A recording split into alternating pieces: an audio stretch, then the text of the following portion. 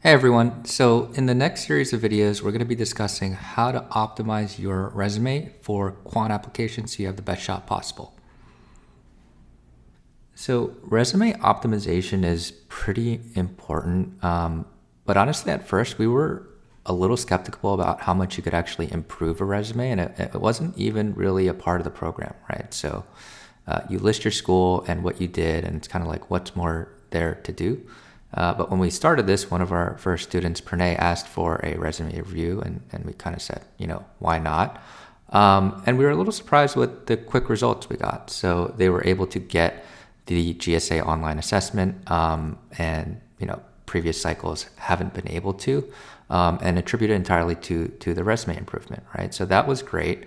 And since then, we've reviewed and edited a lot of quant resumes with similar results. And basically, it turns out early career quants, what we've seen when we've done this a lot of times is that they miss things that kind of maybe seem obvious to people who've been in the industry. And in a hyper competitive space like this, every edge really counts. So in the next series of videos, we're going to consolidate everything we've learned about how to optimize your resume for quant applications.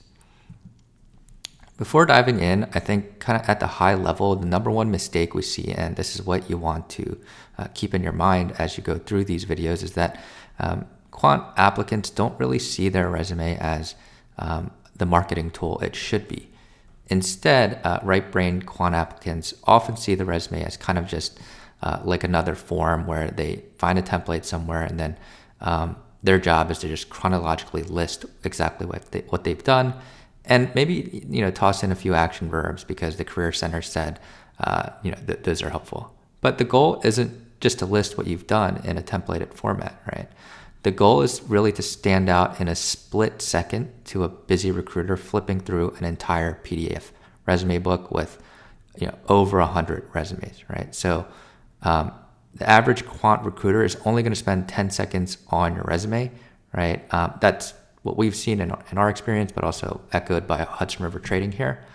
So you've got 10 seconds really. And so you really can't afford not to make your resume a powerful marketing weapon, and that's what we'll focus on.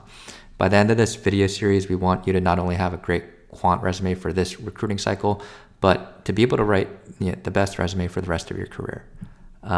We're going to be going through lots of examples of how to optimize your resume, but these are just some of the themes that we want to touch on. Again, you want to make sure your resume is a marketing weapon, and in doing so, order matters a lot. You want to front load your resume and take advantage of first impression bias. Oftentimes less is more, so you want to avoid clutter and highlight quant relevant experiences. Always show, don't tell. Prove your skills by showing what you've done. Writing a paragraph or listing skills doesn't carry much weight. Titles and labels do matter. People see labels first and then everything else. Section headers are very important. Finally, credentials are key, right? You want to highlight even credentials that seem cringe, like the SATs. It seems silly, but in your reptile brain, aren't you impressed by, call it like a 2400 SAT, even if it's been 5-10 years since the applicant achieved that? I know that was kind of high level. We'll go through a lot more concrete examples of each of these themes in the coming videos. Okay, so this is going to be the agenda going forward for the resume optimization video series. So we're going to start here with a resume template and high level structure. We're going to finish that in this video. And then after that, we're going to move on to optimizing the core sections. So the core sections of the resume being education, awards, projects, experiences, all the way down to leadership and extracurricular. And then we'll touch on extra enhancements. These are very useful tips that apply a lot to the professional experience, but also to, really to all the sections and help you really just optimize your resume even further. All right, so let's start off and move on to first discussing the resume template and high-level structure. With templates, don't overthink this and waste time with fancy resume templates and coloring and all sorts of formatting.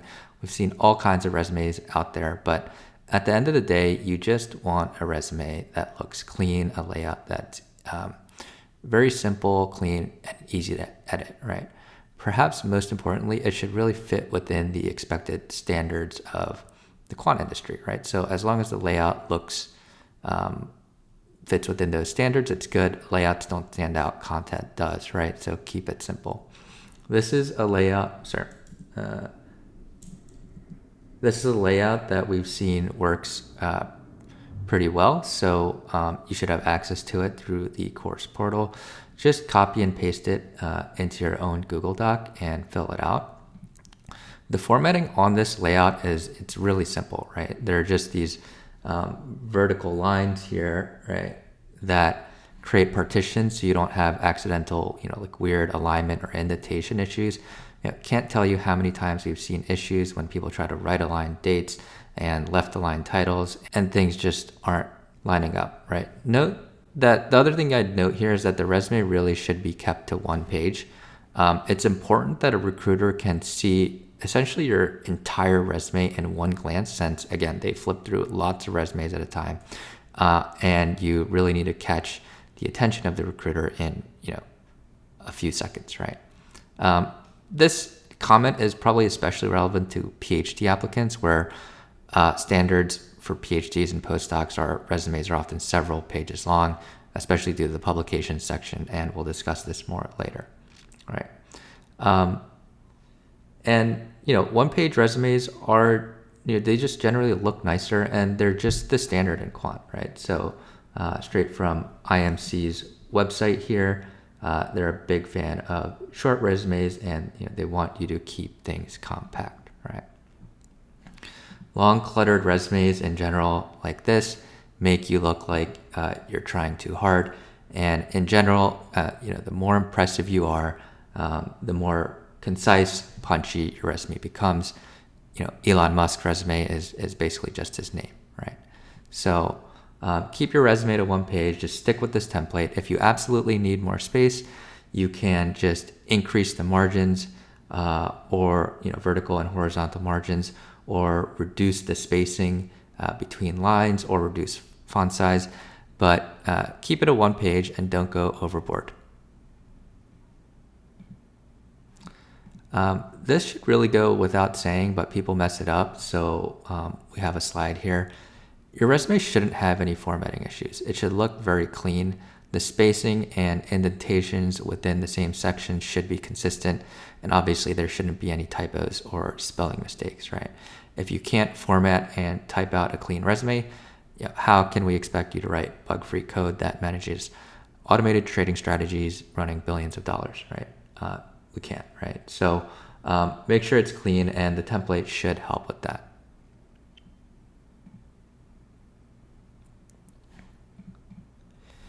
In terms of ordering, the recruiter is going to glance at your resume top to bottom. So to really optimize things, you always want to put the most impressive items at the top. All right, this is going to maximize your chance of catching a recruiter's very limited edition.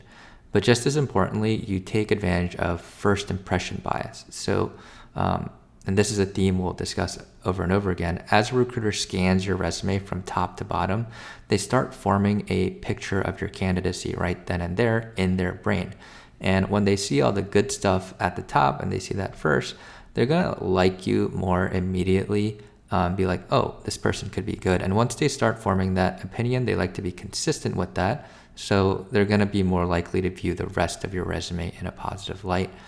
The opposite actually holds true. If you put the boring and bad stuff at the top, you're like, doesn't really look like a good fit, and then just confirmation bias all the way down through your resume, right? The two most common orderings we suggest for your resume are, these. So education, award, professional experience, quant project, skills, and interests, or you could put professional experience first and then education, awards, quant project, skills, and interests. We think of education and awards kind of as a pair, so they're always next to each other, since most awards, typically are from your days in school. So ordering is really just a question of, kind of like whether your education is more impressive or your professional experience is more impressive. If you went to an okay school but worked at Google, you probably want to put professional experience first. If you went to MIT but work at some no-name company for whatever reason, maybe you want to put education first. If both your education and professional experience are similar range, then put education first only if you're a current student, right? Go with chronological ordering if you need a tiebreaker.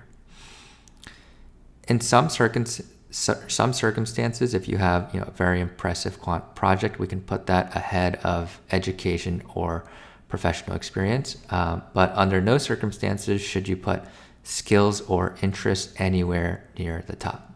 So never do this. Skills and interests always belong at the bottom. Just claiming you know a skill like Python or machine learning doesn't carry much weight. Anyone can claim that weight. You want to show you have the skills through your background and then tell them at the end as basically just a quick confirmation. When you block out like skills, like look how this takes like 1, 2, 3, 4, 5 lines plus the professional summary, and we'll talk about that later. When you block out this much, this is like a third of the resume at the top here. Recruiter looks at this and their mind kind of goes blank before even hitting like anything remotely interesting. So don't do that. We're operating a hyper competitive space, and you want to make sure you maximize attention grabbing at the top. That's it for this introductory section. We've introduced a simple, clean template that you should use. The resume should really fit within one page, and please try to front load your resume as much as possible with the section ordering. Order matters, and you want to take advantage of first impression bias.